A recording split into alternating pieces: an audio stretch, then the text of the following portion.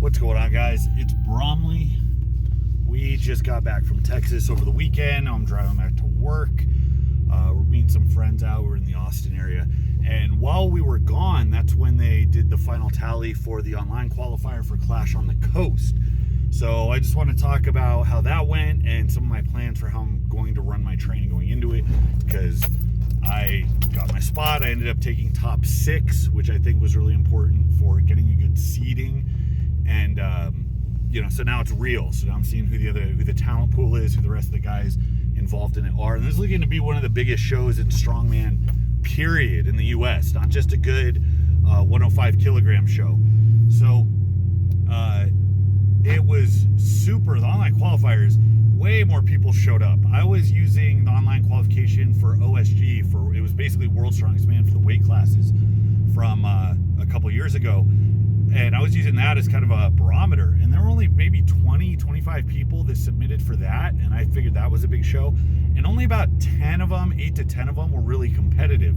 So for this show, 49 people submitted at the end. And I would say 2/3 were very competitive. Everything was close. It was a 600 deadlift for reps.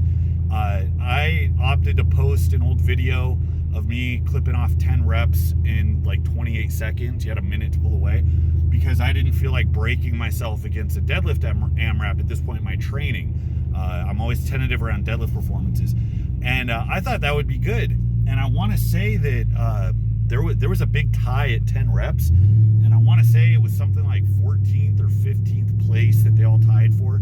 There were a lot of 11s, 12s, or a few 13s. And then Sean Shoemaker, who has something like an 880 deadlift, clipped off 15 reps at 600.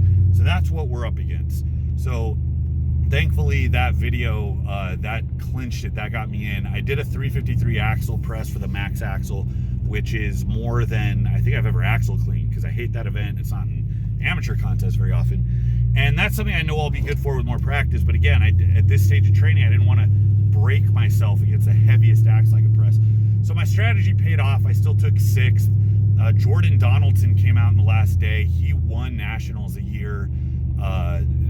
2018, I think I went, but I had my eye on him because he was very strong, very athletic. And he won with he was like a 358 axle press and 13 reps in the deadlift. And that was huge. So there was a huge cutoff between like a 335 and something like a 350. There were a lot of guys that tied at 350, and then you saw 351, 52, 53. So there were a lot of points up for grabs in that little bracket. So that represented a valley. So all the guys that were stuck in the 330s, a lot of them were really good, but they disqualified themselves from competing because you needed that little extra bit of pressing strength to make it through. But at the last minute, man, like Andrew Clayton is a top level strongman. He won OSG one year in the heavies. He's like 6'3", and he's gotten over 300 pounds. He had a huge injury going for an axle press record. I think he was going for, I was on a 460 something. It might have been a little heavier than that. And he destroyed his knee. His knee came in weird on one of his attempts. But he is a nasty athlete. He's tall. He can move well. And even coming back from that injury to compete, he still looks like he's going to be the guy to beat, because he is so strong at any weight, and he's tall, and he's athletic, and he can move, and he has the experience. So between him and Donaldson and Shoemaker, there's a couple of international guys. I was amazed to see the guys that didn't make it. Luke Davies has like a 900-pound deadlift. He's from the UK. He didn't make it. Nate Bowling didn't make it. He's a pro. There are a couple guys that are legit at the top that didn't even make the qualifier. So this is going to be a disgusting show, so I'm really excited for it. So kicking around the ideas that I'm having now, now it's real. I have about 8 weeks of prep. There's 11 events I got to get ready for. And now I'm starting to think, how do I prep for 11 events the way I'm used to, which is pretty low frequency, which allows me to hit all of my static lifts throughout the week. Emphasize those because strength is always the main thing I'm concerned with, because I have a lot of event experience. I can't train all those events and peak for all of them without leaving something on the back burner if I'm going to train the way that I'm used to. So I decided to kick around a high frequency approach, which I am not used to. And I've talked about this. It's not common in strongman because the events take such a toll when you're pushing them. So I'm looking at it as, okay, I got to live and die to be a specialist in these events. I can't afford to have a weak one. My grip needs to come up just a bit. I got to rediscover my foot speed. I got to worry about transition time on bag carries and medleys because there's a few of them. There's a really heavy stone load. There's a single finger, which I'm not used to. So all of these require a lot of specialization. So I decided to do a high frequency full body approach, which I've done before. I do have experience with it and I've had good results. It's just been some years since I've dedicated myself to that. So I broke up my split. So now every day I'm going to have some press variation. One day is going to be a jerk. One day is a push press. That's a main upper body staple for me. And then one day is going to be the dumbbell because there's an overhead medley with a dumbbell for reps at the end of it. And each day is going to have a deadlift variation. I'm not sure if the car deadlift is going to be front handle or side handle. So one day I'm going to do block pulls. One day I'm going to do trap bar deadlifts. And they actually complement each other pretty well. And then there's a squat event for reps, which my knees have been giving me some shit. So it's kind of hard for me to squat heavy. So all I need really, and I've done this before to get my squat back, all I need is to start at a light enough weight that I can tolerate for a high rep set, add linearly, and after about 5 or 6 sessions, I should be in good fighting shape for that. And then each day after that is going to have some leg of the contest. Sandbag carry medley with a drag, an odd object carry and load, single finger work. Farmers, I'm doing farmers twice a week because my grip has to come up a little bit. And that's going to allow me to get crisp yet efficient. Endurance is huge with all of these events, but endurance and efficiency go hand in hand in strongman, because if you're inefficient with the movements and the transitions, you will appear to move slowly and you will gas yourself out because you won't be making good efficient use of your energy. So if you spend time trying to muscle a heavy sandbag, especially if it's the third one in a medley, if you didn't position it right for the load, if you have to load it onto something, then you have to expend more energy and more time to get it up.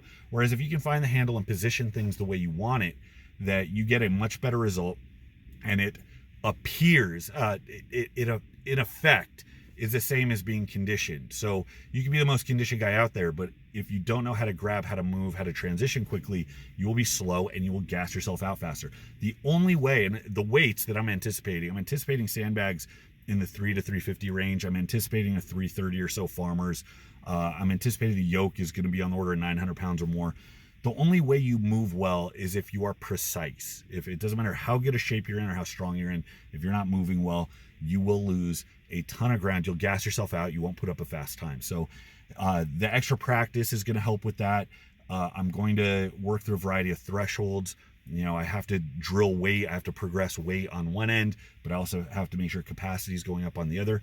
Now with this, the big thing is recovery, because the main reason people don't do really high frequency on strongman events very often is it's difficult to recover from if you're applying any effort to any of them.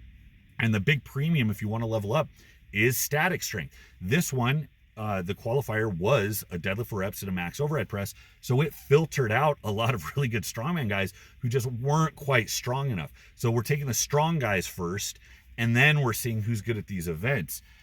So in the past, you'll see a lot of guys prioritize strength because, you know, if you want to compete at the top in worlds, you need a 950 or 1,000-pound deadlift. You need a 450 overhead press. You can't do anything unless you have those as a barrier to entry, unless you meet that barrier to entry. So in the past, that's why I think a lot of people prioritize low frequency, so you could get those static lifts in and then still train events on the weekend. So I'm transitioning over to this high frequency way of doing things. And the key thing to keep recovery alive is that I'm going to have to, I'm really going to have to watch effort. So I'm using effort as a guideline. That's going to determine the weights. I have, the way I see it, 4 weeks to build up into kind of an accumulation phase. You can look at it that way. It's me adapting to the frequency. So I'm going to start pretty light, pretty low effort week 1. And I'm going to logically and deliberately increase effort by adding weight or adding to the legs each week. And my hope is that by week 4, the frequency feels good, that I've made improvements on my ability to move with heavier weights, and that I am more efficient. And that gives me 3 hard weeks of training followed by a week deload going into the contest. So yeah, those last 3 weeks are going to be hard. That's going to be where we drop the frequency down, where we're only doing really one hard run through of everything. And then you get that boost of recovery as we get closer to contest weights. Effort goes high on each week. And we really try to break ourselves against the demands of the contest. So the high frequency also, there's an amount of fatigue that builds up. So that's a contrast. And the way this kind of that this applies to like the base and peak philosophy that I write about is building your base is getting all of the broad things taken care of, and chasing your peak is taking that kind of marble that you've thrown on the slab and chiseling it down to meet the demands of what specifically you're trying to get ready for. And I've done that. I have a nice wide base from the last few months. I was doing a lot of sets across. I was doing a lot of volume. Now I'm transitioning to strongman specific stuff. So in these next 4 weeks, we kind of have an extension of that. I'm transitioning to event specific work, but I'm still doing, again, high frequency. So a lot of run throughs, a lot of touches. And then the real peak work. This is already kind of a microcosm of a peak, just because I'm changing specificity, and things are going to be in a very specific range with pretty low volume. But this is going to be kind of a relative base phase for my actual contest peak. And then the last 3 weeks is going to be just make it razor sharp. So remember, it's that transition between specificity, widening things out, to doing specifically what you need to do for when it matters, so your practice and you're not leaving any stone unturned. It's going from a lot of work to less work, more recovery. It's going from calculated effort, reduced effort, to as much effort as you can muster. That back and forth is how you predictably keep gains going long term when you're talking about larger base and peak phases, and short term when you're 8 weeks out and you're trying to get yourself locked in for a contest. And those principles can arrange themselves on different timelines based on what your needs are. But this goes to show it pays to have experience in some different ways of doing things. If you're in my position, or if you're an athlete in general, you need to have a sense of how far away you are from getting to where you need to be. And I've ran through enough contests. I know how long it takes to get my yoke from being kind of shitty to competitive. I know how long it takes to get, a dumbbell for reps dialed in. I know how long it takes to get my squat back. And I've used enough different methods over the years where I'm plastic, I'm adaptable.